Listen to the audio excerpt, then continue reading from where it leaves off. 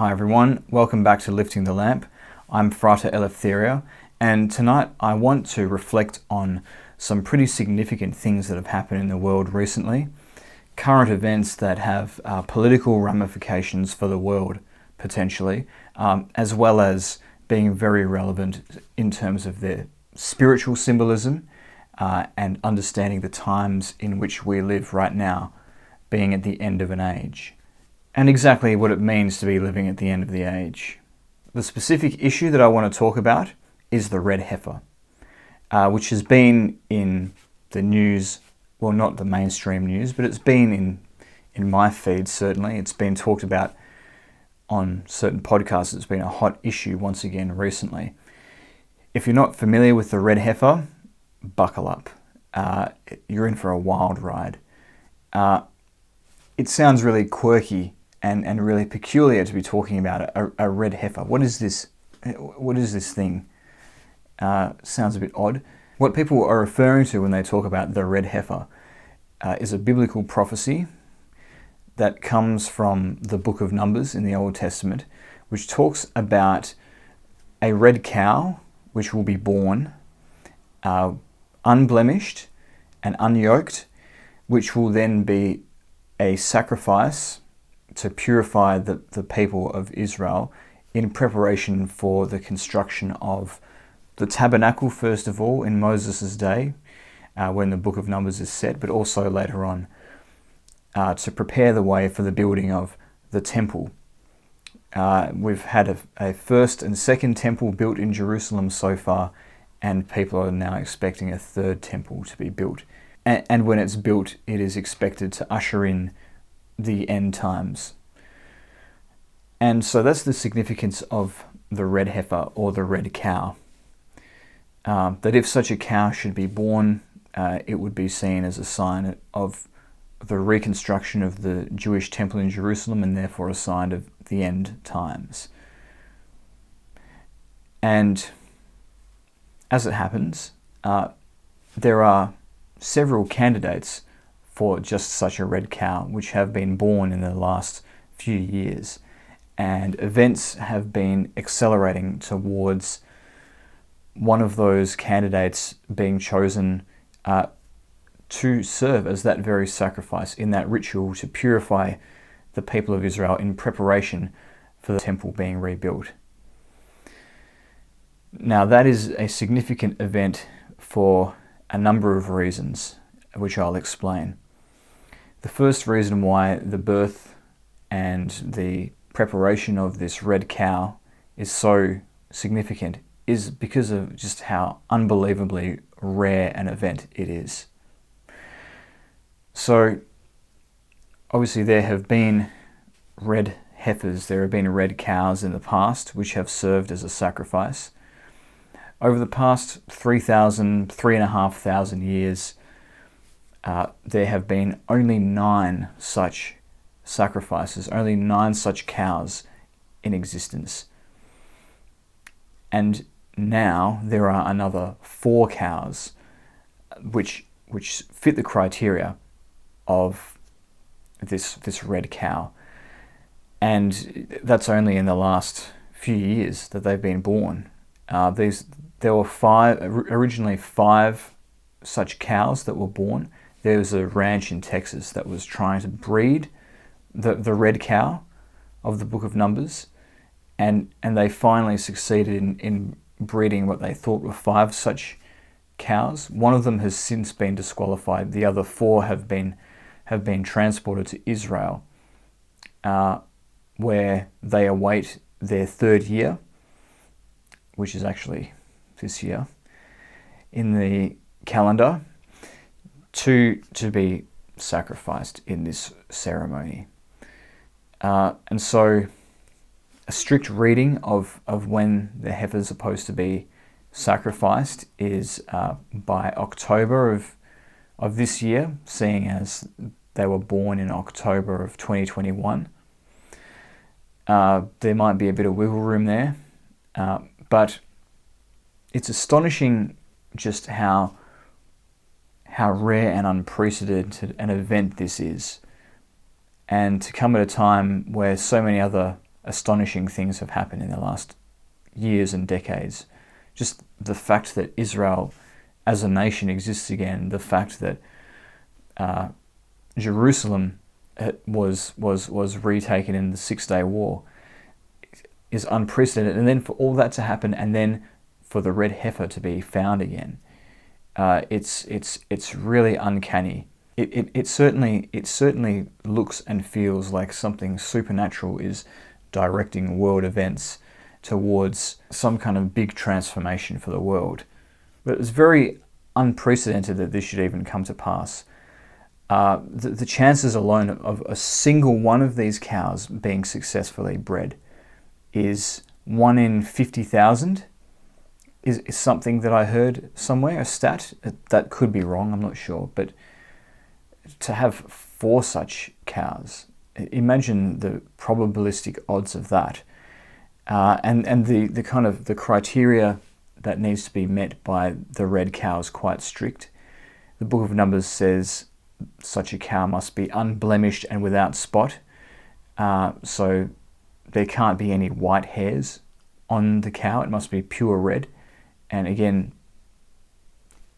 there's some sources that say they can have like 1 white hair here or there, but it can't be coming out of the same follicle as another hair or something like that. But a perfect or near perfect red cow is one of the criterion. And another one is that it can never have been yoked, which means it can never have even so much as be lent on, in one interpretation. So very strict criteria indeed. And yet there are 4 such cows that meet these criteria. Okay, but the unlikelihood of an event transpiring is one thing, but the thing that really makes the birth and the preparation of these red cows significant is the international geopolitical consequences of such a cow existing. That sounds like a very strange statement as well. So to set the context a little bit, you need to understand something about the politics of the Holy Land. It's much the same as what it's like in June on Arrakis, the way that politics occurs on that desert world. You've got all of these great powers contending for a highly coveted piece of territory, which is at the geographic center of the earth, the proverbial center of the chessboard of the world in which we live. And on top of that, you've got peoples living in that area who believe very strongly in prophecy and the literal fulfillment of prophecy and this religious fervor that surrounds it. So you've got this heady mix of high political stakes and religious fervor and religious zealotry, which makes for an explosive combination. And every now and then something comes along that could light the tinderbox, causing a chain reaction that spreads throughout the entire world. And the arrival of the red cow is just one thing that could light the tinderbox. There are radical groups in Israel which are trying to reclaim the Temple Mount for the Jewish people as soon as is possible. Currently, the Temple Mount is controlled by a Jordanian religious authority that is Muslim. Many of the holiest sites in Islam lie on that location, and there is a status quo that is quite delicate that has been in place for some time. But these radicals want to disturb the status quo and reclaim the Mount forcibly for only Israel and destroy the Dome of the Rock that currently stands there, and also presumably the Al-Aqsa Mosque, to make way for the rebuilding of this third temple. And so once the ashes of the red heifer are prepared and consecrations have occurred, then everything is in place for this scenario to unfold, if such groups were so inclined. And then in order to rebuild their temple, they must get rid of the Dome of the Rock first, because the Dome of the Rock sits precisely where the first and second temple once stood. And there have been some debates about this. I've kind of looked into it myself, and I think the weight of evidence is in favour of the traditional location of the temple, where the Dome of the Rock stands. It brings me no joy in saying that, because it would be much easier if the true location were to the north or to the south of the Dome of the Rock, so that two temples, two holy places, could stand side by side. But that doesn't seem to be the case. So the Dome of the Rock would have to be either destroyed or dismantled.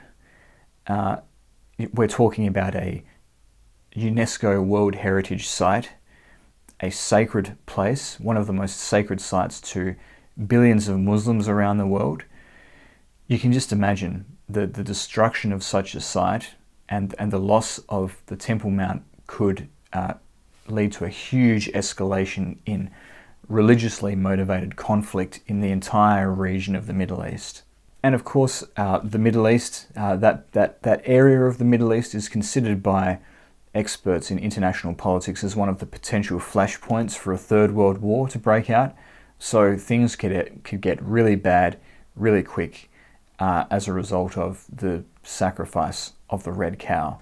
And simply the existence of these cows has already led to an escalation in the political situation in Israel and Palestine. And it was revealed quite recently that one of the leaders of Hamas had said that one of their motivations for the October 7 attacks was to try and stall or try and thwart the sacrifice of this red cow.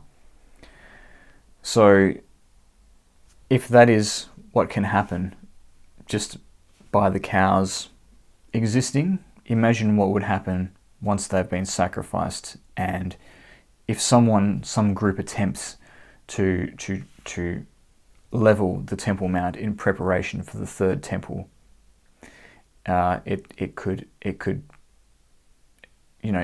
turn into a truly apocalyptic scenario.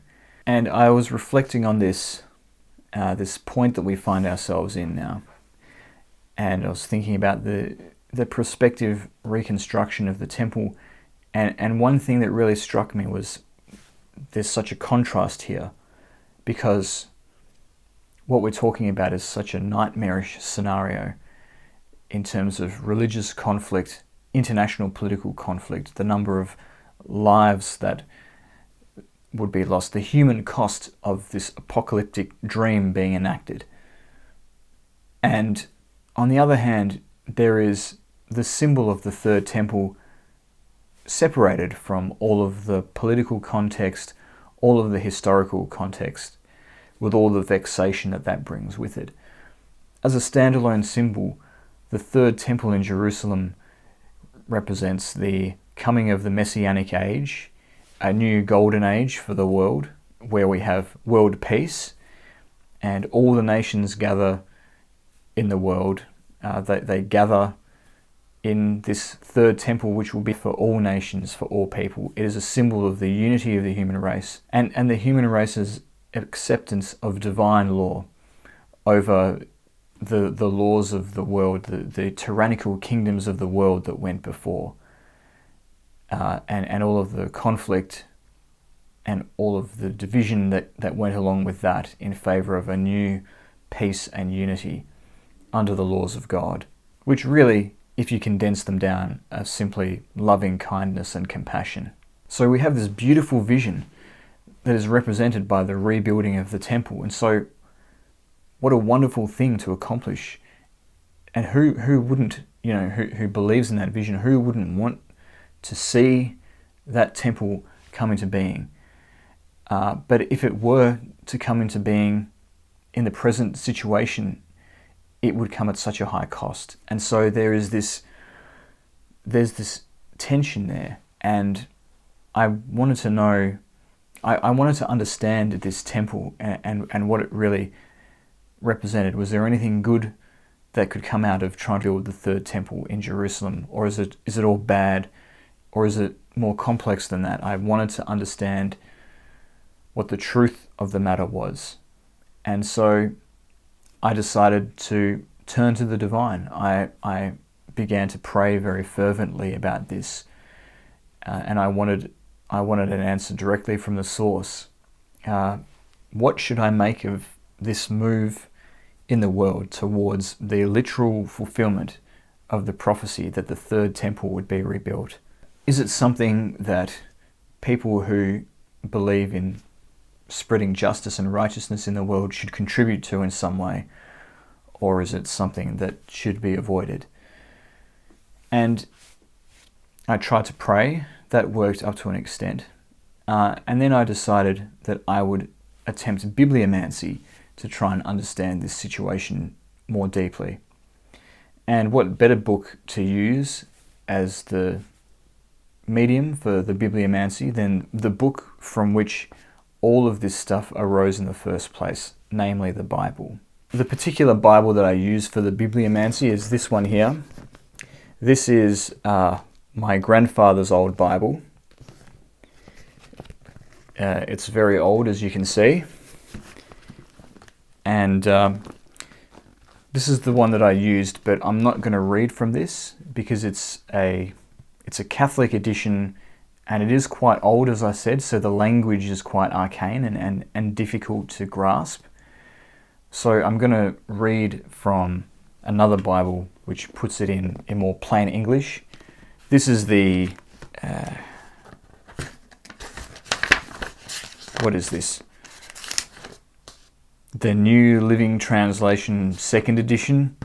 So, I don't know, it's not quite as epic as some of the other translations, like the King James Version, but you can understand what each verse is talking about much better. So, I did this bibliomancy, and the answer that I got from the divine was very direct and very precise, and I was actually astonished that I got that I got an answer to my question from the divine. I mean, it wouldn't be the first time, but it still took me by surprise. And in answer to my question, what is to be made of this rebuilding, this attempt to rebuild the third temple? What is to be made of it by people who are lovers of justice and righteousness? I was given Isaiah 66 and 67. That was the chapters that opened to me as a result of the bibliomancy, just at random, opening the book at random. And there are a few very interesting things that come from these chapters.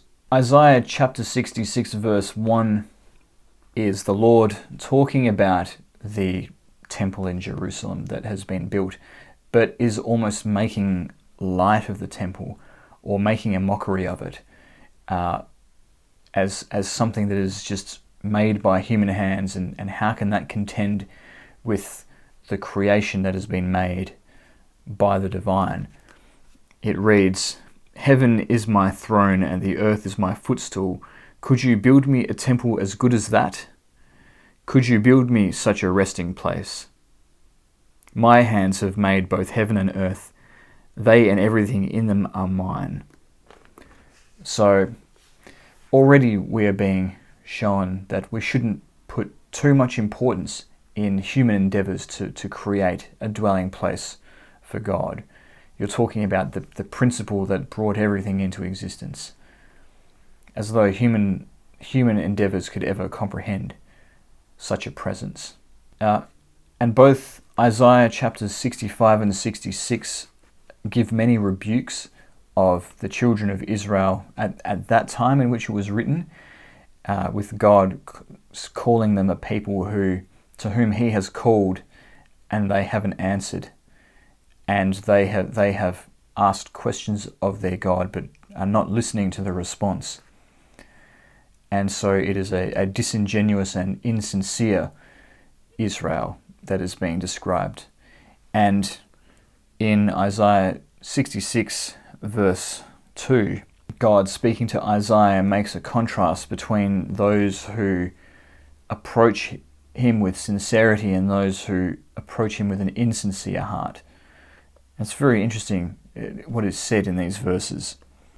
I will bless those who have humble and contrite hearts, who tremble at my word, but those who choose their own ways, delighting in their detestable sins, will not have their offerings accepted. Isaiah 65 verse 2 is even more harsh. All day long I open my arms to a rebellious people, but they follow their own evil paths and their own crooked schemes.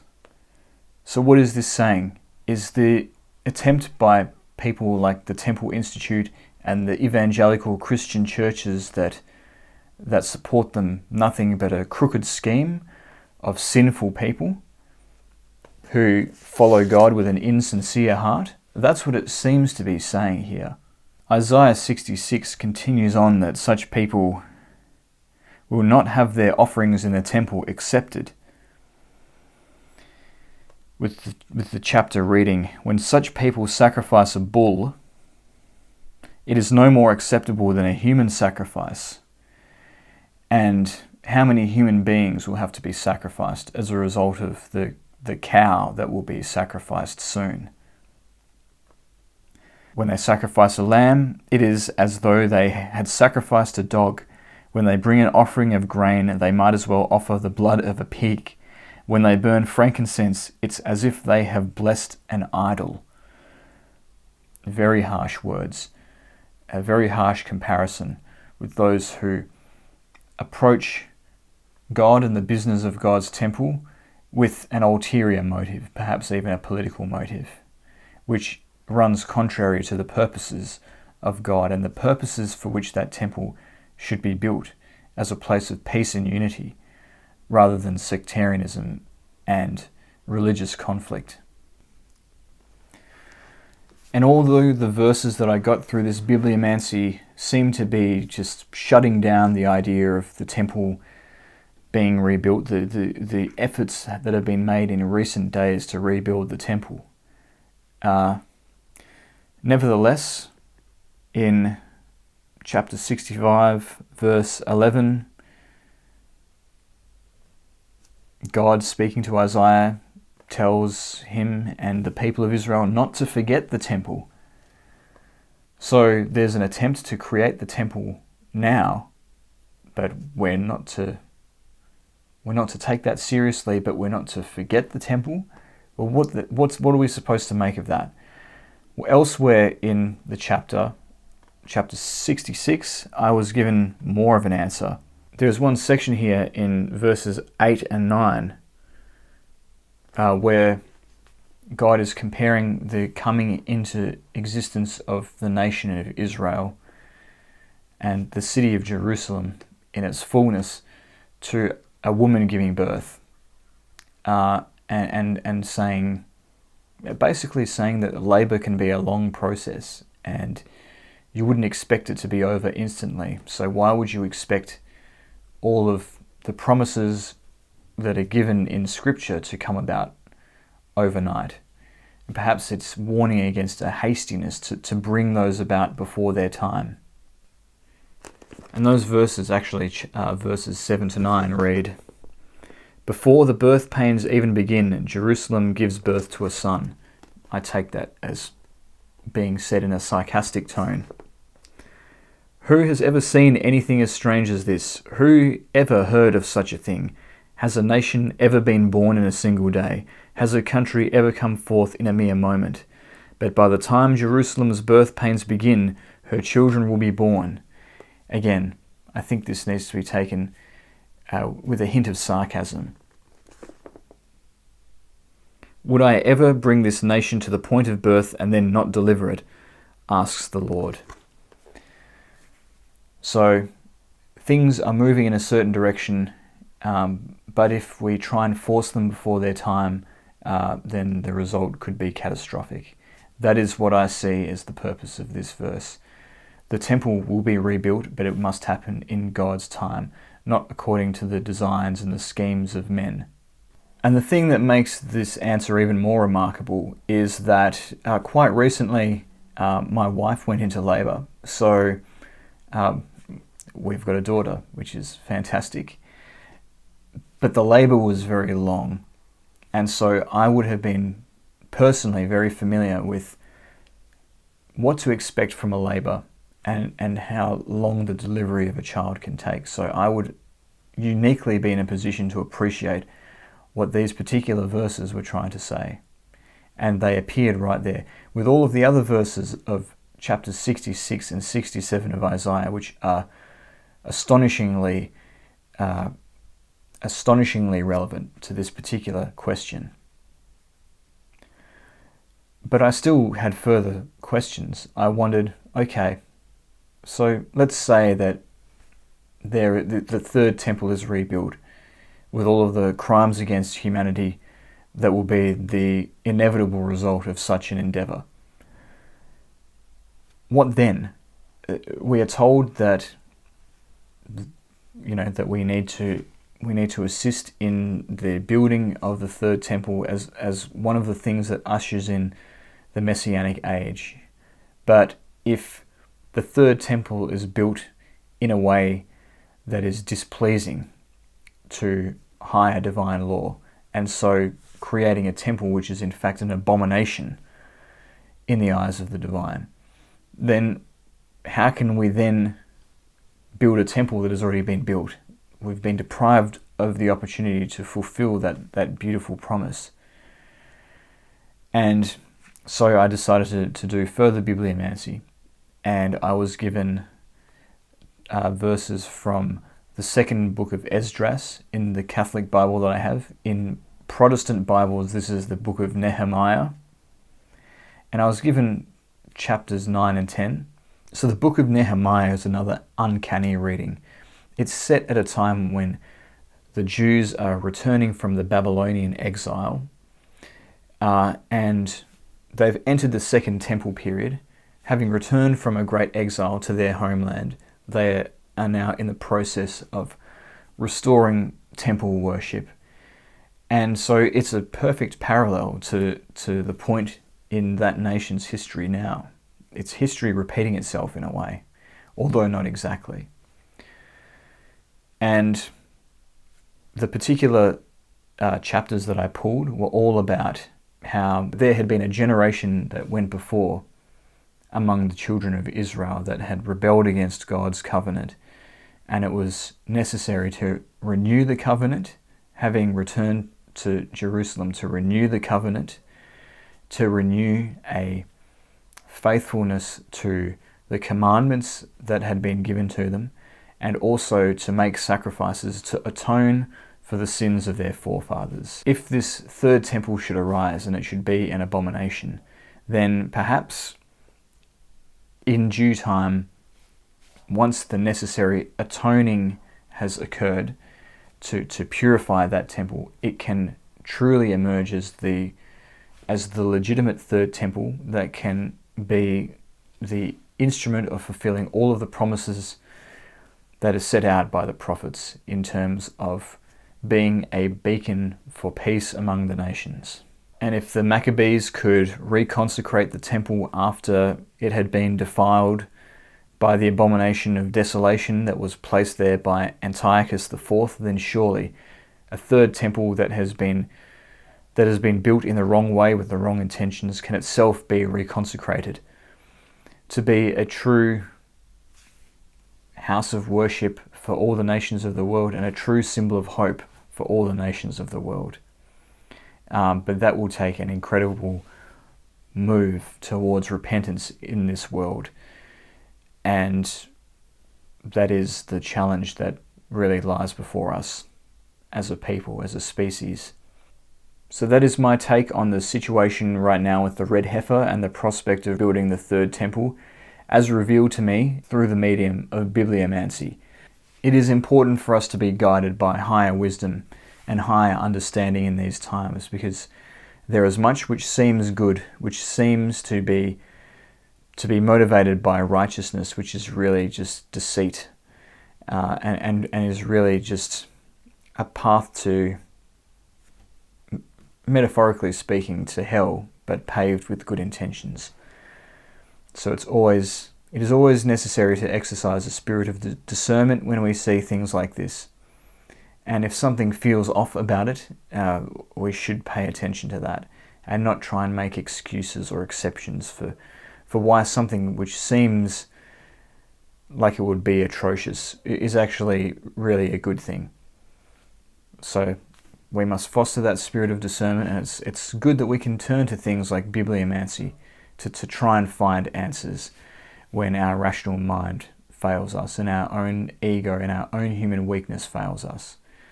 So I hope that this video has given you some clarity in these times, these prophetic times, but also these challenging times.